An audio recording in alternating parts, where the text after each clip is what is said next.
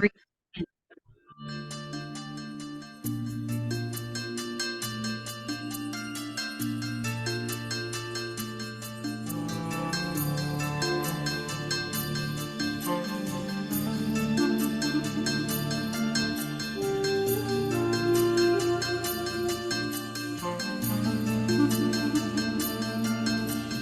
झलक तुम्हारी ओ प्यारे भगवन, पलक में भर के दिखा रहे हम, फलक से हम यही गा रहे, कराने वाला करा रहा है, करनहार हम किए जा रहे। झलक तुम्हारी ओ प्यारे भगवन, पलक में भर के दिखा रहे हम, फलक से हम यही गा रहे, कराने वाला करा रहा है, करनहार हम किए जा रहे, करनहार हम किए जा रहे। ओ झलक तुम्हारी ओ प्यारे भगवन।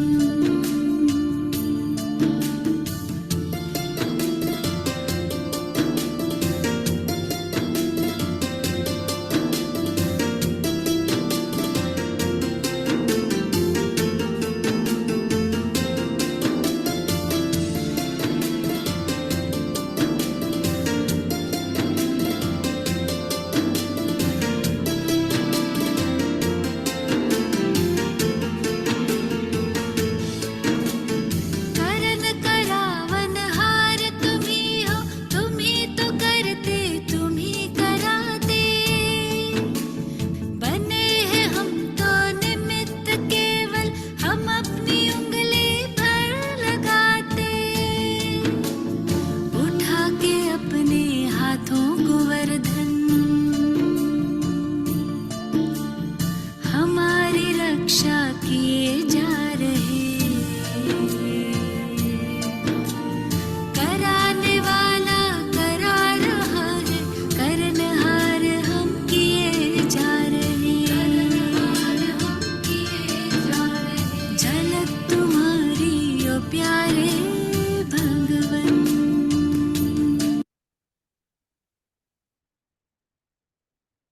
ओम शांति। करन करावनहार सर्वशक्तिमान प्यारे बाबा की इंस्ट्रूमेंट बनकर मैं करनहार आत्मा इतनी सौभाग्यशाली, जो भगवान ने हमें अपना साथी अपना मददगार बनाकर कितना बेहद विश्व कल्याण का कार्य हमसे करवा रहे हैं, और उस कार्य में लायक बनाने के लिए, योग्य बनाने के लिए प्रतिदिन बाबा की मुरली हम सब के लिए बहुत बड़ा शक्ति का सोर्स है। नई नई शिक्षाएं, प्रभावशाली युक्तियां और कई बार रमणीक तरह से माया को हराने के या मायाजीत बनने के सॉल्यूशंस जो बाबा की मुरली में हमें मिलते हैं। इससे मन तो बहल ही जाता है, लेकिन साथ साथ शक्तिशाली भी होता है। अभी भी जो 6 अप्रैल 1982 के महावाक्य बाबा के हम सुन रहे हैं, इसमें हमने सुना कि किस तरह से बाबा ने दास और अधिकारी आत्माओं के लक्षण बताए। देहभान का त्याग जब हम करते हैं, जीवन मुक्त स्थिति का अनुभव करते हुए, ऑटोमेटिकली आत्मा शरीर के हर कर्मेंद्रिय के और मन बुद्धि संस्कार की अधिकारी बन जाती है। अगर अधिकारी नहीं है, माना दास है, और दास मना अपसेट, दास मना मूंझे हुए, दास मना क्यों क्या के प्रश्नों में उलझे हुए, और उसके विपरीत अधिकारी आत्माओं की निशानी बाबा ने बताई, किस तरह से संगमयुग की हर पल की मौज अनुभव करेंगे, सदा तन से मन से हर्षित रहेंगे, अपने स्वमान की शान में रहेंगे, परीक्षाओं की लहरों में मूंझेंगे नहीं, भटकेंगे नहीं, लेकिन उसको भी खेल की रीति से अनुभव करते पार करेंगे। कई बार कई तरह की जो बातें सामने आती है, जिसको बाबा ने कहा कभी चूहा आ गया, कभी बिल्ली आ गई, हम उसमें उलझते रह जाते हैं या हर तरह के विकार को, हर तरह के माया के रूप को परख कर सहज उसे पार कर लेते हैं। परीक्षाएं आती है, हम फेल होते हैं, तब हम बाबा के सामने अर्जियां डालते हैं या बाबा की मर्जी से अपने आप को चलाते हैं। इस तरह की कई बातें बाबा ने हम सबके सामने स्पष्ट की।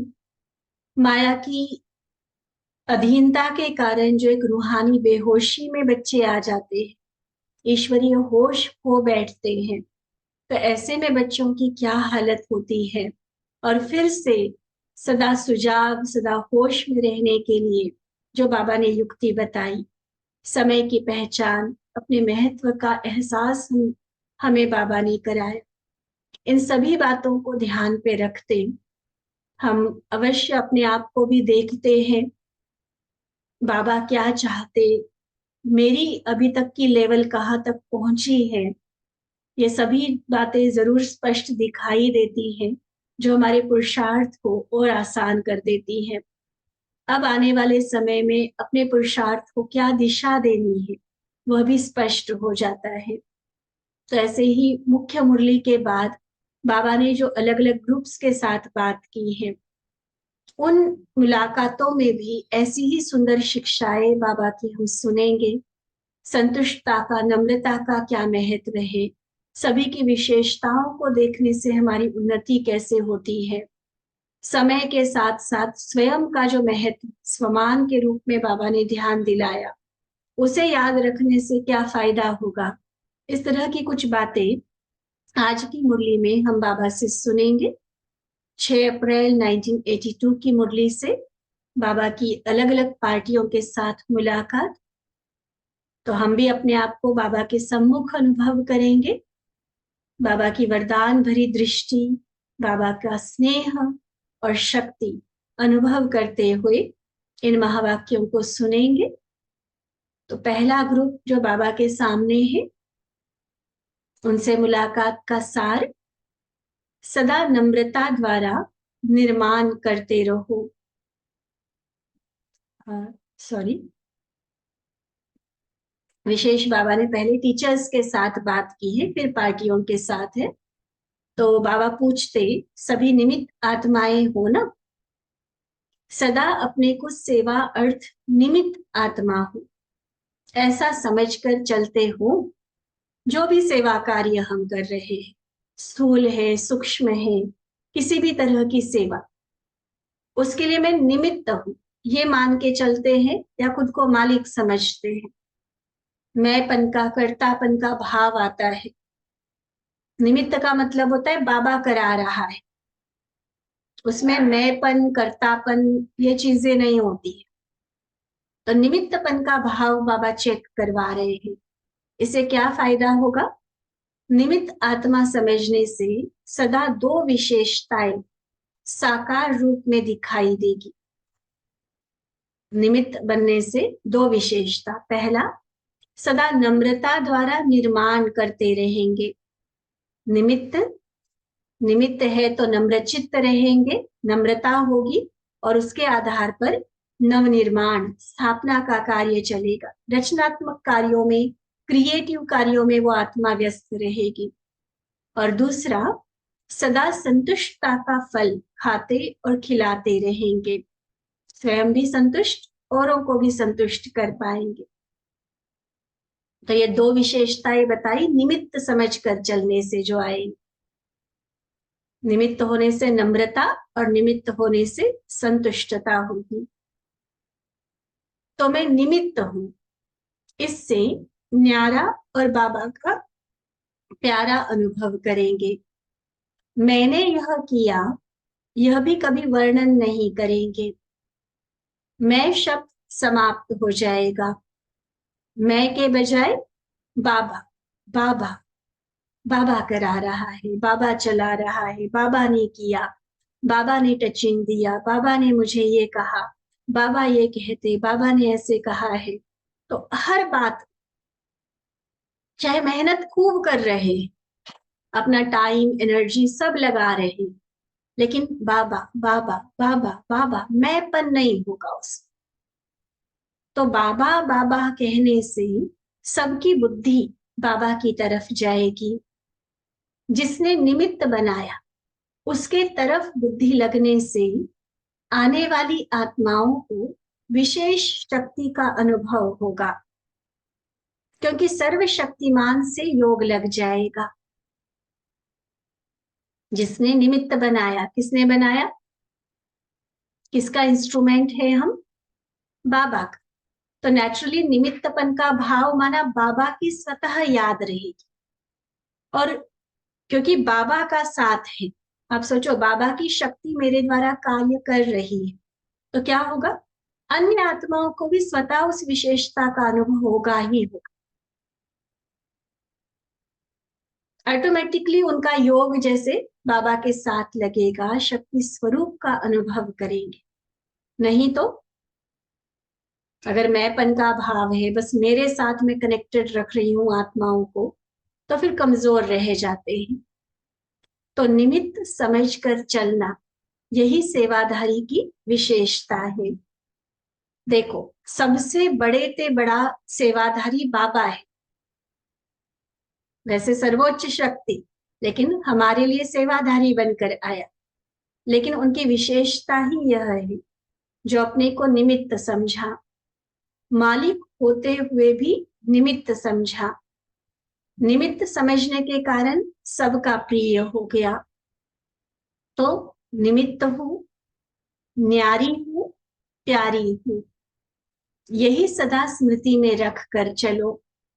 सेवा तो सब कर रहे हो, यह लॉटरी मिल गई। सेवा करना कोई हमारा बड़ाई वाली बात नहीं है, ये हमारा सौभाग्य है।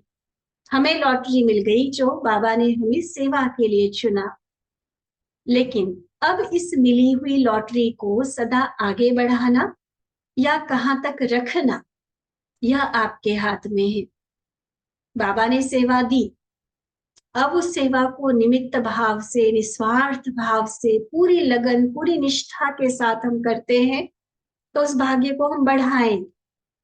और उसी सेवा में अगर मैंपन आएगा, मेरापन आएगा, कई तेरी मेरी बातें आएंगी, तो मिले हुए भाग्य से भी कई बार हम वंचित हो जाते हैं।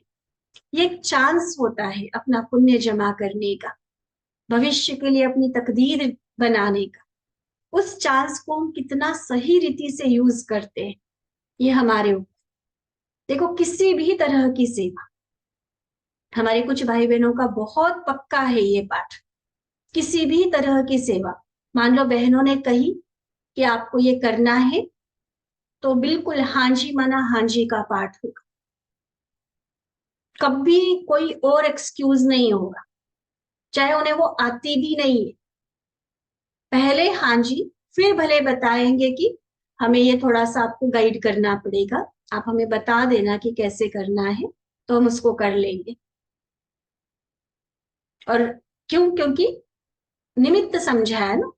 तो निमित्त समझने से और सेवा के महत्व को समझा है कि सेवा के लिए ना कहना माना अपने भाग्य को खुद लकीर लगा देना, खुद उस तकदीर को रोक लेना। वहीं पर लकीर स्टॉप हो जाती है जहां ना कहा, और हाँ कहा तो लकीर आगे से आगे, लंबी से लंबी होती जाएगी। लेकिन वहां पर भी कि सेवा के लिए हाँ या ना हम बहन को नहीं कह रहे, कहने वाले देहधारी को नहीं कह रहे, लेकिन बाबा को कह रहे। तो सेवा का उतना महत्व होना चाहिए। ध्यान, कई बार हमारी लौकिक की प्रायोरिटीज इतनी ज्यादा हो जाती है।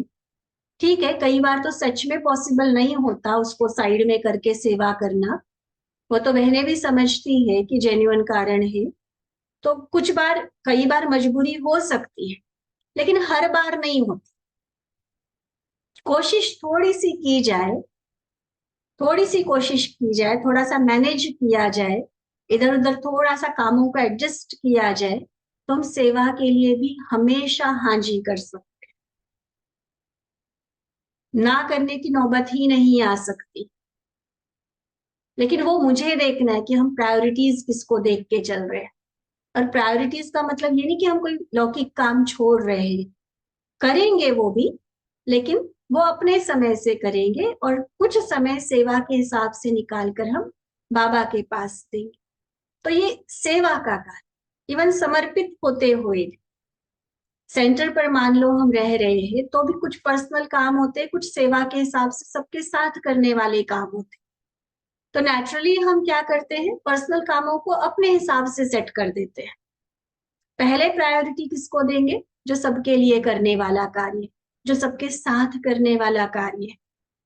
अपने कामों की सेटिंग हम उसके हिसाब से स्पेयर टाइम में करते, अपने खाली समय में करते। ऐसा नहीं कि मैंने कपड़े धोने हैं इसलिए किसी को अटेंड नहीं करना, ऐसे तो नहीं कर सकते ना। तो वही बात, चाहे घर गृहस्थ में भी रहते, कहलाते तो अपने आप को समर्पण है। तो सेवा सेवा है, वो बाबा का दिया हुआ सौभाग्य बनाने का चांस है, भाग्य बनाने की लॉटरी है। उस भाव से सोचेंगे तो कभी सेवा के लिए ना नहीं करें, और ये सामने से आकर ऑफर करेंगे कि हम ये कर सकते, ये ड्यूटी हमें दे दो। तो और फिर उसमें निस्वार्थ निमित्त भाव, ऐसा नहीं कि काम तो ले लिया, सेवा तो मिल गई और फिर उसमें मैं ही कर सकता हूँ, मैं ही कर सकती हूँ, मेरे से बेहतर कोई नहीं, इस तरह का भाव भी नहीं होना चाहिए। इतनी गुह्य गति बाबा ने हमें समझाई। तभी कहा कि लॉटरी मिलना एक बात, फिर उस लॉटरी को बढ़ाते हैं संभालते हैं वो दूसरी बात। और ये हर एक के अपने हाथ में। बाबा ने सेवाओं का ऑफर खुला दिया हो, जिसको चाहिए ले लो लॉटरी, बाबा ने तो आपको दे दी, अब बढ़ाना आपका काम है। भाग्य सबको एक जैसा बांटा, लेकिन कोई संभालता और बढ़ाता है और कोई नहीं, इसी से नंबर बन गए। तो सदा स्वयं को आगे बढ़ाते, औरों को भी आगे बढ़ाते चलो। औरों को आगे बढ़ाना ही बढ़ना है। जैसे बाबा को देखो, बाबा ने, ब्रह्मा बाप ने माँ को आगे बढ़ाया, मम्मा को हमेशा आगे रखा ब्रह्मा बाबा, फिर भी नंबर 1 नारायण बना, वह फिर भी सेकंड नंबर लक्ष्मी बनी। तो बढ़ाने से बढ़ा, ऐसा नहीं कि बाबा ने मम्मा को आगे किया तो बाबा पीछे रह गया, नहीं, आगे बढ़ाने वाला और ऑटोमेटिकली आगे बढ़ा। तो बढ़ाना माना पीछे होना नहीं, औरों को बढ़ाना माना स्वयं बढ़ना। ठीक है। बाबा आगे कहते, सभी सेवादारी मेहनत बहुत अच्छी करते हो, मेहनत को देखकर बाप दादा खुश होते हैं, लेकिन निमित्त समझकर सेवा करो तो सेवा 1 गुना से 4 गुना हो जाएगी। बाप समान सीट मिली है, अभी इसी सीट पर सेट होकर सेवा को बढ़ाओ। अच्छा, फिर पार्टियों से मुलाकात करते हुए पहला ग्रुप, विशेष आत्मा बनने के लिए सर्व की विशेषताओं को देखो। क्या करना है, जैसे आज का बाबा का वरदान, भले एक परिवार है, भले सभी ब्राह्मण हैं, भले सभी बाबा के चुने हुए बच्चे हैं, कोई जाति धर्म अमीरी गरीबी का भेद नहीं है, वैसे समान, लेकिन फिर भी हर कोई एक से बढ़कर एक विशेष आत्मा, और उन विशेषताओं पर मेरी नजर जाए, उन विशेषताओं को मैं जीवन में धारण करूं तो मैं विशेष आत्मा बन सकती हूँ। बाप दादा सदा बच्चों की विशेषताओं के गुण गाते हैं, जैसे बाबा सभी बच्चों की विशेषताओं को देखते हैं, वैसे आप विशेष आत्माएं भी सर्व की विशेषताओं को देखते स्वयं को विशेष आत्मा बनाते चलो, क्योंकि जो देखेंगे वही चिंतन चलेगा, वही जीवन में धारणा होगी और वही विशेषता हमारे अंदर बढ़ती जाएगी। तो ऑटोमेटिकली विशेषता को देखते देखते हम भी विशेष आत्मा बन जाएंगे। विशेष आत्माओं का कार्य ही है विशेषता देखना और विशेष बनना। कभी भी किसी भी आत्मा के संपर्क में आते हो तो उसकी विशेषता पर ही नजर जानी चाहिए। जैसे मधुमक्खी की नजर फूलों पर रहती, ऐसे आपकी नजर सर्व की विशेषताओं पर हो। मधुमक्खी देखती है ना कि मुझे मेरे वाला शहद कहाँ से मिलने वाला, मतलब शहद बनाने के लिए जो रॉ मटेरियल है, वो परागकण या बाकी चीजें कहाँ से मिले, तो उसको वो फूलों की तलाश रहती है। फूल में भी पर्टिकुलर उसी पार्ट पे कि जहां से उसने वो शहद के लिए चीज निकालनी है। तो ऐसे बाबा कहते कि आपकी भी नजर कहाँ होनी चाहिए अगर विशेष आत्मा बनना है? सिर्फ और सिर्फ आत्माओं की विशेषता पर हमारी नजर जाए। हर ब्राह्मण आत्मा को देख सदा यही गुण गाते रहो, वाह श्रेष्ठ आत्मा वाह। अगर दूसरे की कमजोरी देखेंगे तो स्वयं भी कमजोर बन जाएंगे। तो आपकी नजर किसी की कमजोरी रूपी कंकड़ पर नहीं जानी चाहिए। कौन है हम? क्या टाइटल याद आ रहा है? विशेषता देखो, कमजोरी रूपी कंकड़ नहीं देखो। आप होली हंस हो ना, तो सदा गुण रूपी मोती चुगते रहो। अवगुण रूपी कमजोरी रूपी कंकड़ चुनना ये मेरे स्वभाव में नहीं हो। मैं होली हंस आत्मा, मन बुद्धि से पवित्र आत्मा, किसी भी आत्मा की किसी कमजोरी को अपने मन में स्थान नहीं दे।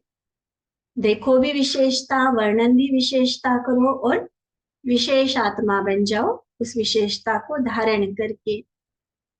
अगला ग्रुप बाबा कहते समय और स्वयं के महत्व को स्मृति में रखो तो महान बन जाएंगे। संगम युग का समय जो हीरे तुल्य समय है, इस समय को भी ध्यान पे हम रखें, कितना इंपॉर्टेंट समय है, और खुद की महानता को भी हम याद रखें। समय और स्वयं के महत्व को स्मृति में रखो तो महान बन जाएंगे। बाबा कहते संगम युग का एक एक सेकंड सारे कल्प की प्रारब्ध बनाने का आधार है। ऐसे समय के महत्व को जानते हुए हर कदम उठाते हो। जैसे समय महान है, वैसे आप भी महान आत्मा हो, क्योंकि बाप दादा द्वारा हर बच्चे को महान आत्मा बनने का वर्षा मिला है। तो स्वयं के महत्व को भी जानकर हर संकल्प, हर बोल और हर कर्म महान करो। सदा इसी स्मृति में रहो कि हम महान बाप के बच्चे महान हैं। बाबा मेरा सर्व महान, तो मुझे कैसा होना चाहिए? हम साधारण नहीं हो सकते ना। तो महान बाप के बच्चे, मैं महान आत्मा हूं। यह स्मृति रहने से जितना श्रेष्ठ भाग्य बनाना चाहो बना सकते हो। संगम युग को यही वरदान है, सदा बाप द्वारा मिले हुए खजानों से खेलते रहो। कितने अखुट खजाने मिले हैं, है ना? कितने अखुट भंडार बाबा ने दी। दुनिया वाले तो कहते हैं चप्पल फाड़ के देता है, यहाँ तो आसमान से उतर कर आ गया भगवान हमारे। बिन मांगे कितना कुछ दे रहा है, बिल्कुल अपने समान वाली स्टेज पर बाबा ले जाता है। जैसे वो सागर है, बूंदों में संतुष्ट होने वाले नहीं है हम, पूरा का पूरा सागर हप करने वाले। इतने महान, इतने भरपूर हम बन जाते। इसलिए सदा अखुट जो खजाने मिले हैं, गिनती तो नहीं कर सकते हो ना उसकी। तो सदा ज्ञान रत्नों से, खुशी के खजाने से, शक्तियों के खजाने से खेलते रहो। उनकी अनुभूतियों में रमण करो। कभी किसी शक्ति का, कभी किसी गुण का, कभी ज्ञान रत्न जो इतने अनमोल बाबा ने दिए हैं। कितने सुंदर सुंदर पॉइंट्स है देखो हर मुरली, साकार मुरली में भी तो व्यक्त मुरली में भी। अगर सारी की सारी मुरली याद नहीं भी रहती, एक दो पॉइंट्स हम रोज ऐसे उठाए और सारा दिन उसका चिंतन करने की कोशिश करें, देखो कितना मजा आएगा। बुद्धि भरपूर रहेगी, ज्ञान रत्नों से खेलने के कारण समर्थ में बिजी रहेगी। व्यर्थ के लिए, कहीं डिस्टर्ब होने के लिए टाइम ही नहीं बचेगा हमारे पास। तो ये इतना सुंदर जो खेल खिलौने बाबा ने दिए उससे खेलो ना, माया की गंदे कीचड़ वाले मिट्टी वाले खिलौनों से क्यों खेलते हो? कभी ज्ञान रत्नों से खेलो, कभी गुणों से, कभी शक्तियों से खेलो। सदा मुख से रतन निकले, मन में सदा ज्ञान का मनन चलता रहे, ऐसे धारणा स्वरूप रहो। महान समय है और मैं महान आत्मा हूं। समय भी महान और मैं स्वयं भी महान आत्मा, यही सदा याद रखो। तो क्या होगा? स्मृति से ही समर्थी आती जाएगी और प्रैक्टिकल वो चेंज हमारे जीवन में, हमारे संस्कारों में, ओवरऑल हमारे व्यक्तित्व, पर्सनालिटी में वो चेंज दिखाई देगा। अपने आप को भी महसूस होगा और अन्य को भी पता चलेगा कि ये विशेष है, ये महान, ये अलौकिक हस्ती है। अभी चाहे वो टोन कमेंट्स वैर विरोध किसी का रहता है, लेकिन धीरे धीरे ये सारी बातों से हम काफी ऊपर उठ जाएंगे और उसी को तो फिर फरिश्ता कहते हैं। तो ऐसे फरिश्ता बनने के बाबा की ये पढ़ाई, ये अनमोल शिक्षाएं हम याद रखेंगे और वैसा स्वरूप बन के बाबा को दिखाएं। अच्छा, मीठे मीठे सिकिलधे बच्चों प्रति माता पिता बाप दादा का याद प्यार और नमस्ते। हम रूहानी बच्चों की रूहानी बाप दादा को दिल व जान, सिक व प्रेम से नमस्ते नमस्ते नमस्ते। अच्छा, ओम शांति।